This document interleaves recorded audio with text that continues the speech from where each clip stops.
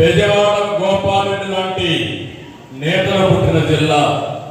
సారా ఉద్యమం ఇక్కడి నుంచే ప్రారంభమైంది. దూపగుంట రోసమ్మ గారు పుట్టిన జిల్లా.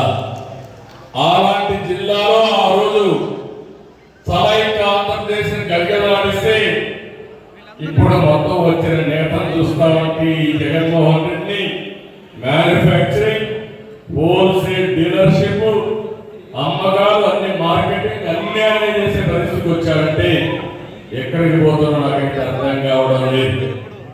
రాష్ట్ర రాజకీయాల్లో సింహపురి రాజకీయాలు ఎప్పుడూ ప్రత్యేకమే. ఇక్కడ నేతలు ఎంతో ఆత్మ గౌరవంతో బతుకుతారు, ఆత్మాభిమానంతో ముందుకు పోతారు. అందుకే మీరు అలాంటి నేతలు ఈరోజు చూస్తే రాష్ట్రంలో నాకే అర్థం కావడం లేదు. నాలాంటి 45 సంవత్సరాలు రాజకీయాలు చేసి సమైక్య ఆంధ్రప్రదేశ్లోని 9 సంవత్సరాలు ఎవరికి దక్కని గౌరవం నాకు దక్కింది. 15 సంవత్సరాలు ప్రతిపక్ష నాయకుడిగా ఉన్నా, 28 సంవత్సరాలు పార్టీ అధ్యక్షుడిగా ఉన్నా, అలాంటి నాలాంటి వాళ్ళ పట్లే ఈ ముఖ్యమంత్రి ఎట్లా ప్రవర్తించాడో మీరు ఒక్కసారి గుర్తుపెట్టుకుంటే ఇంకా పార్టీలో కానీ రాష్ట్రంలో కానీ ఈ ముఖ్యమంత్రి ఉంటే ఆలోచిస్తున్నారు. మనమందరం బానిసం, ఆయన ఒక్కడే రాజు, ఆ రాజు. ఎవరైనా ఒక సైకో, ఎవరైనా ఆయన వ్యతిరేకిస్తే, నువ్వు చేసింది తప్పని చెప్పితే ఇంకా వాళ్ళ పని అయిపోయింది. అదే అయింది బాబు రామనారాయణ గారు. మనం చేసే విధానం తప్పు, కరెక్ట్ కాదని ఒక మాట అన్నారు. అప్పటి నుంచి ఆ నియోజకవర్గానికి ఏ పనులు చేయలేదు, మీటింగ్లు కూడా పిలవలేదు.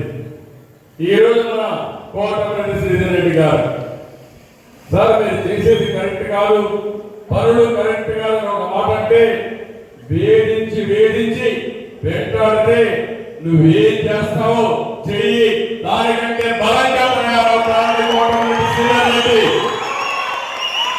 సవాలుగా ముందుకు పోయారు.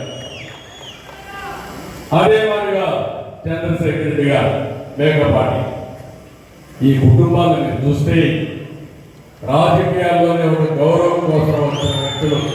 చంద్రశేఖర్ రెడ్డి గారిని చూసినప్పుడు 4 సార్లు ఎమ్మెల్యే అయ్యారు. వీళ్ళకందరికంటూ ప్రభుత్వాలు ఏమైనా పార్టీలు ఏమైనా ఒక ప్రత్యేకత ఉంటుంది. అలాంటి ప్రత్యేకత ఉండే ఈ కుటుంబాల పట్ల, ఈ వ్యక్తుల పట్ల ఈ నాయకుడు ఎవరైతే ఉన్నారో ఈ జగన్మోహన్ రెడ్డి అవలంబించిన తీరు చూస్తే చాలా బాధ. అందుకే నేను ఒకటి హామీ ఇస్తున్నా, 45 ఏళ్ళుగా తెలుగుదేశం పార్టీని చూశా. వ్యక్తుల్ని గౌరవిస్తాం, ప్రజాస్వామ్యాన్ని గౌరవిస్తాం, ప్రజాసేవకు అంకితమైన భావంతో ఎవరొచ్చినా వారిని సగౌరవంగా ఆహ్వానించే బాధ్యత తెలుగుదేశం పార్టీ తీసుకుంటుందని మరొకసారి మీకు అందరికీ తెలియజేస్తున్నా. అందుకే ఈరోజు వీళ్ళందరికీ మనస్ఫూర్తిగా స్వాగతం పలుకుతూ నేను ఒకటే మీ అందరినీ కోరుతున్నాను,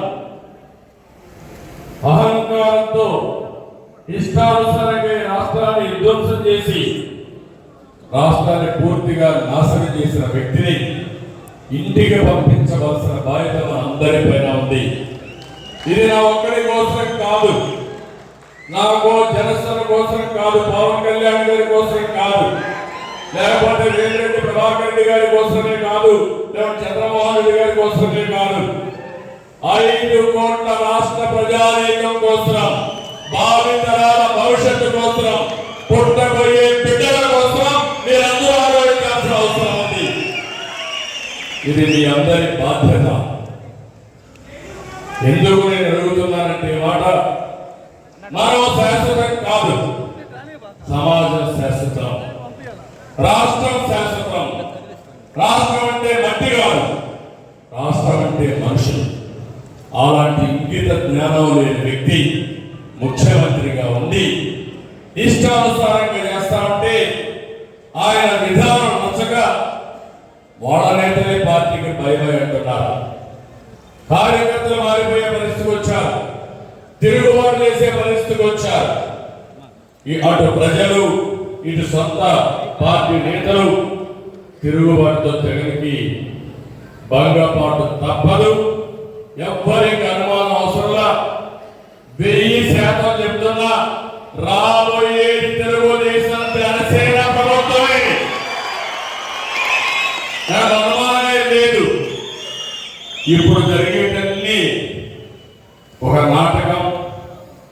జగన్ మాటలు చూస్తుండగా అతని మాటలన్నీ ఒక పూటకం, నవ్వుతూ గొంతు కోసే రకం. మీరు అవన్నీ చూస్తే చాలా బాధేస్తుంది. మా తమ్ముడు చెప్తున్నారు, ప్రపంచంలో ఎక్కడ కూడా ఒక ముఖ్యమంత్రిని సరిపోని ముద్దుగా పిలిచిన సందర్భమే లేదు.